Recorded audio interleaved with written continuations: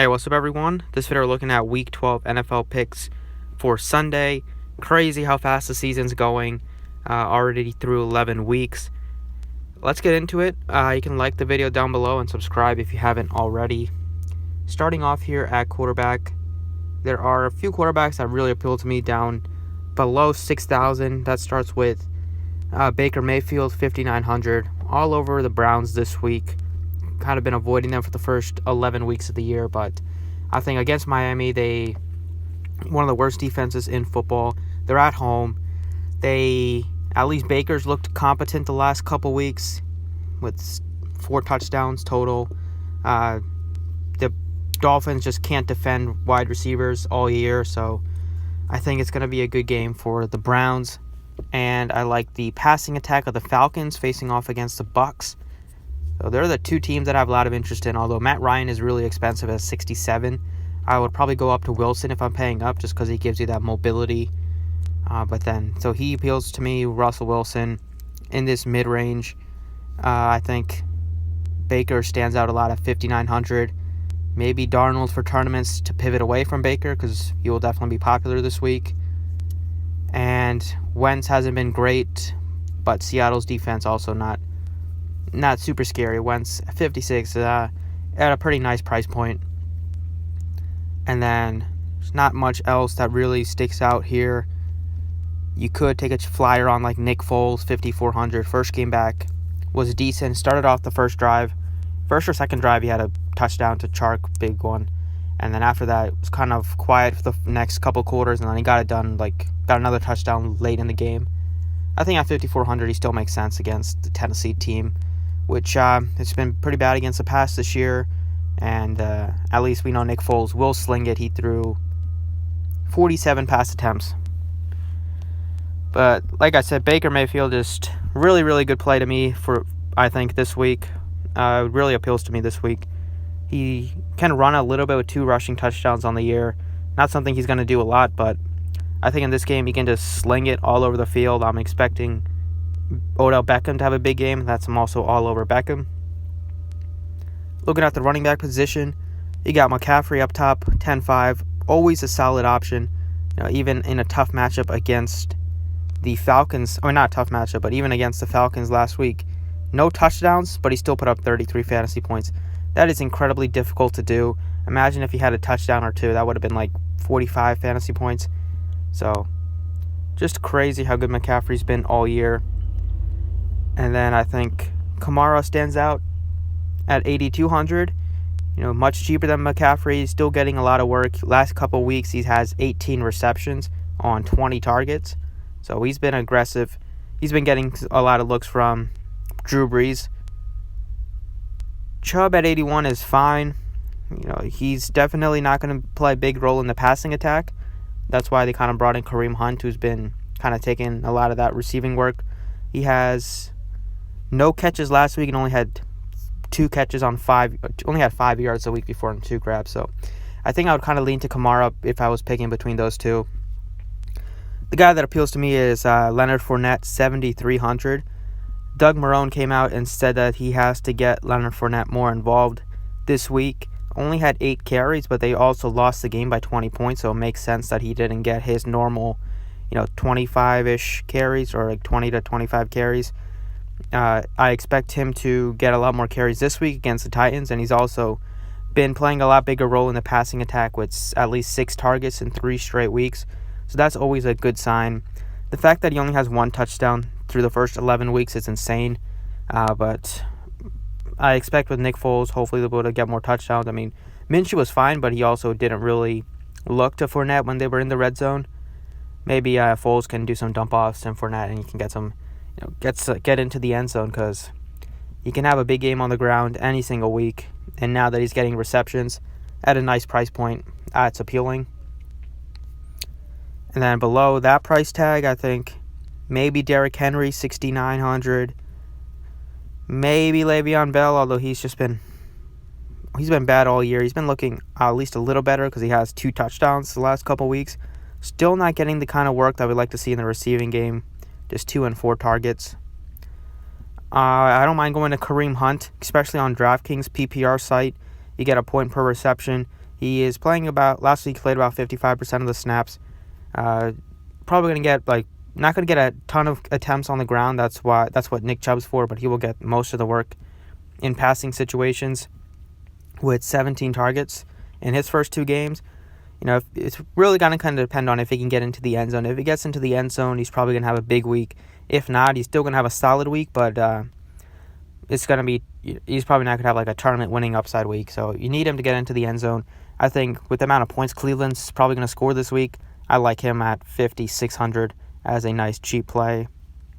And then if Freeman's out, nobody will really take a chance on Brian Hill again, but I think that will just open up the passing attack more. So at wide receiver, like I said, the 2 teams that really appeal to me this week are the Falcons and the Browns for passing attack. And maybe Michael Thomas is always in play, although he's expensive at 93. I like him Beckham here, 7K. He was limited at practice, expected to play. The volume is always there for Beckham, 10, 12 targets the last 2 weeks. It's always been just the touchdowns, only 1 touchdown all year. And he's only gotten over 100 yards twice. At 7,000, the price tag is kind of where it should be, given the matchup. If he was having a better year, his price tag would be 8,500 in this matchup. But I expect Baker to target Beckham early and often. The Dolphins are terrible at defending deep passes. Expecting Beckham to maybe be able to stretch the field, and if Baker can hit him for one of those deep plays, basically can make value right out of the gate. So 7K for Beckham pair with Mayfield makes a lot of sense. I don't mind paying up for Julio Jones, 8,000. I like him a lot. There's not a ton of great options this week, so I'm just penciling in on the ones that stick out to me a lot. I don't mind going to Chark here, 6,400. He has 8 touchdowns on the year, which is great. Anytime you get a wide receiver that gets a lot of looks in the red zone, or just gets a lot of looks in general from a quarterback, is great. 15 targets last week with against the Colts defense with Nick Foles back. Also in the first week before Nick Foles got hurt, he had a 40-yard touchdown to Chark on a play that he broke his collarbone. So it seems like these two have some good chemistry going. Just the amount of targets he's going to get out of 6,400 price tag is really appealing. I think he can have another big game. And this defense been pretty bad against the pass as of late. So I think the price point is great for a mid-range wide receiver, Chark. In that price range, you have DJ Moore, who's been great, but he also has a tough matchup against Marshawn Lattimore. You have Landry, another guy that's in play, but I don't want to do 5 Browns in my lineup. That's a little too much. And then maybe you can go Metcalf if you want, but I'm liking those guys. And then I like Calvin Ridley at 6,500. Ridley coming off a monster game. Without Mohamed Sanu, his targets are going to be a lot more secure, I would assume. Even if Hooper's back this week, Matt Ryan's going to be throwing the ball a lot. The Falcons, always one of the top teams in NFL in pass attempts per game. He's going to be throwing to Ridley, to Julio Jones, to Hooper. Those 3 are going to get most of the work. And then occasionally you'll have Gage and Hardy step in. But really, I like Ridley at that 6,500 price. I like all 3 of these receivers, give you a huge upside. All 3 at they're not even super expensive either. It's not like you're paying 8,500 for these guys. Nice cheap price points for them. And then at tight end, Zach Ertz sticks out. Ertz at just 6,000 facing off against Seattle. This defense has been pretty bad this year, especially against the passing game. The Eagles don't have a ton of weapons at all. Even if Jeffrey's back, he's probably going to be locked in by Shaq Griffin. So I expect Wentz to go back to his tight ends. At least they've been consistent. Ertz, 9 catches last 2 weeks, 11 targets, 6K for him. Just feel good about that. So that's another guy that I like, Zach Ertz. So let's switch to Fanduel now. And also, if you want to talk about some defenses this week. Defenses here under 3,000. The Jags look appealing. I like the Jags. The Broncos at 2,400, really nice. And maybe the Jets if you're feeling kind of frisky, but I think the Broncos and Jags are the better options. And then if you pay up a little bit more, you got the Patriots at just 3,300. I mean, it's crazy how everybody's talking the best defense all year. They are still a great defense, but they're not at 5,000 like they are not like they're not at 4,000 like you would expect. Even though the matchup is tough with Cowboys' good offense, but they're at home. Don't mind taking a chance on the Patriots' defense at all.